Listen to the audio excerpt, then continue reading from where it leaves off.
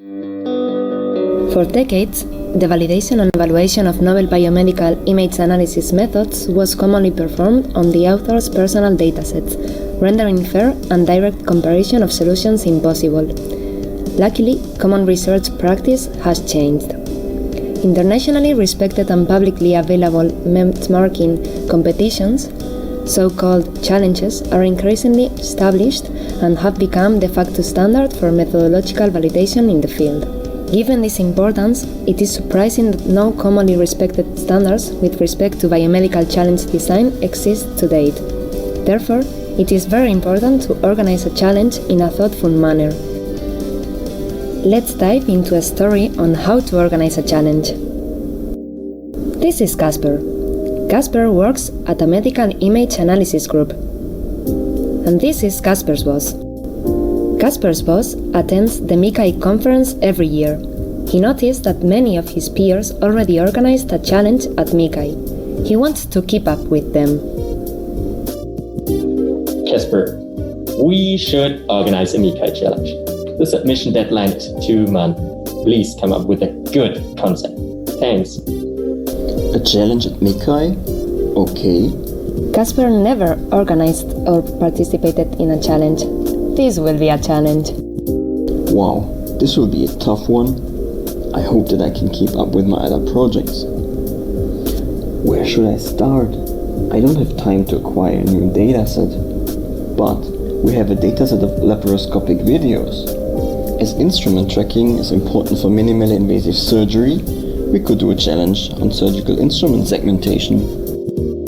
The dataset should be organized in different cases, that are the dates for which one result is produced. This might be one or multiple images, for example, different weightings in MR scans. But there are more things to consider. How should I split the dataset into training and test data? Hey, Casper, Opa, don't stress yourself so much, man. Just do a random split or so. Nobody will really care about it. Saving time would be nice indeed. Hey Casper, before you rush things, you should think about it a bit more. Your whole challenge will be based on the data, so this step should be well thought through. Do you have multi-center data? Unfortunately not. Okay, but your data is from 3 different surgeries, right? Yep. That's good. At least there's some variation in the data. For the split, make sure that the training and test sets are balanced. Thanks for the hint. I will check that out. Generally, there are a few things that one should consider here. As an algorithm should not only work on one dataset, it is important to have much variation. So try to acquire the data from multiple centers and devices. Next, consider that in a specific application, there is some underlying distribution of certain artifacts and events, and your dataset should reflect this natural variability. To sum up both points mentioned, your training and test datasets should have similar distributions and should be balanced. Hey Casper, I found something that might be helpful for you. There are guidelines and best practice recommendations for organizing challenges. Oh, nice! At this point, you should really define the goal of your challenge.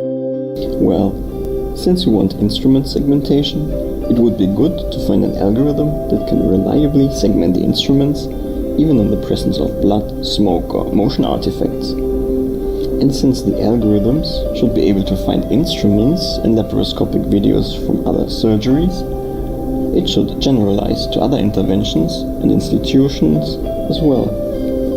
So in short, robustness and generalization. Nice! Wow, there are so many images to annotate, and we only have a few annotators. Ooh, I know a good trick. Just ask a few students. Divide and conquer, easy. Annotation quality is very important. Be aware that all your results will be based on the reference annotations. And you should definitely define a labeling protocol. A labeling protocol? Why do I need that? To make everything consistent and transparent. It's important for the annotators and challenge participants to know how to deal with special cases in the image frames. For the annotation process, there are a few things you should consider.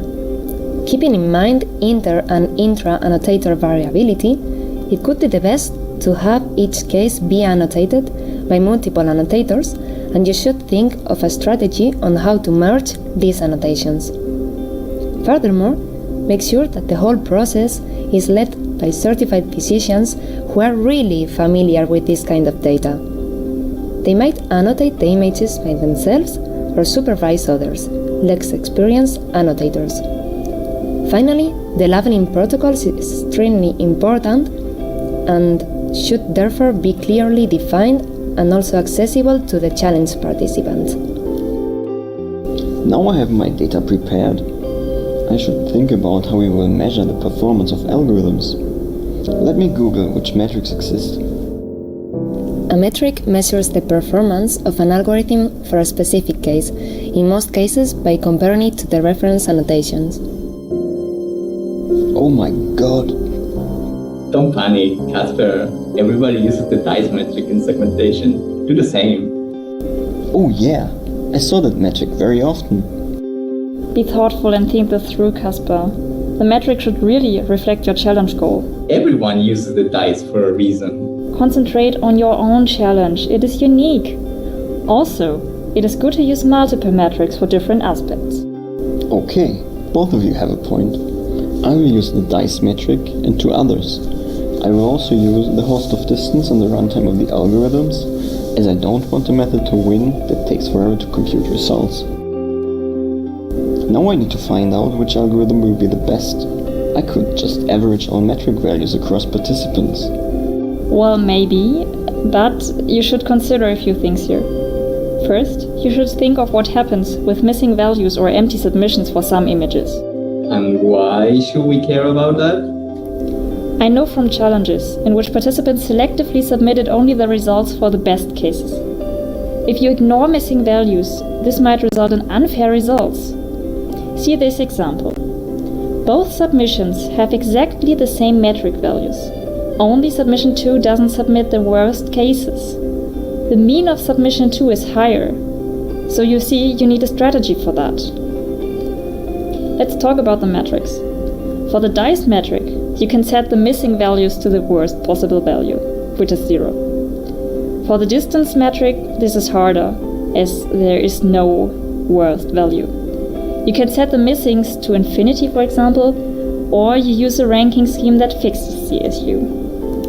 A case-based ranking computes a ranking for each case, for each algorithm, and then aggregates these ranks. So the missing values could be penalized with a worst rank instead of a bad metric value. Another possible ranking scheme for your challenge might be to aggregate values not with the mean, but with a 5% percentile. So you have a look at the worst case performance of algorithms. This would fit your idea of investigating robustness of algorithms. Isn't it a nice plan? Thanks a lot, Angel. Now I have an idea what's going on. Yeah, we're done with planning. Hey, Casper, a colleague told me about some cool challenge statistics. Please consider that as well. This challenge will be so fun. Well, good luck with that. I'm getting a coffee.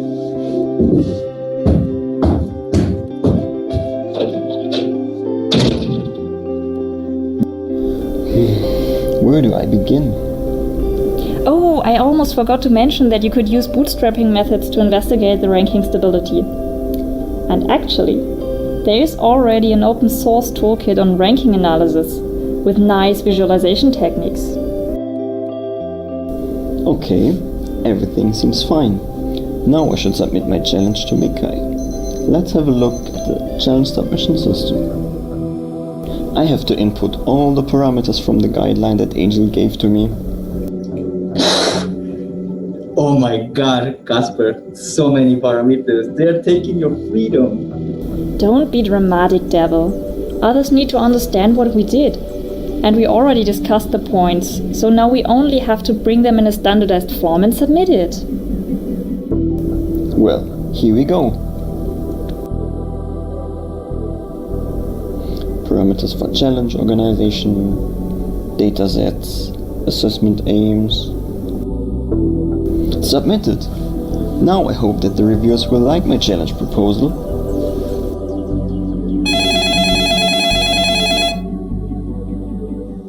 Dear Kaspar, I am pleased to inform you that your challenge proposal was accepted. Congratulations. As time proceeds, Kaspar sets up the challenge website, releases the training and test datasets, and is evaluating the submitted challenge results. Finally, the challenge day at MICCAI arrives. Kaspar and his boss are very happy how everything worked out.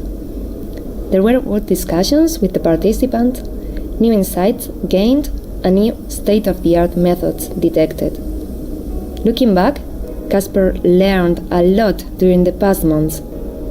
Of course, it was lots of work, and for the next challenge, he would definitely start earlier to plan everything in detail.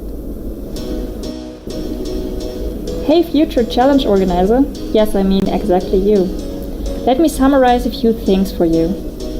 When organizing a challenge, make sure to plan everything thoroughly.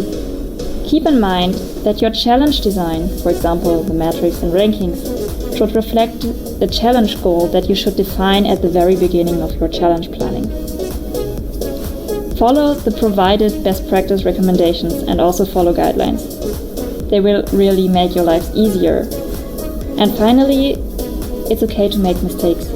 That's natural, especially if you're new to the field. But the most important point, make everything transparent. If you have to change your metrics, your schedule or some other design parameter to whatever reason, that's okay. But please, report it to the challenge participants to ensure that your challenge is interpretable and reproducible. Have fun organizing your own challenge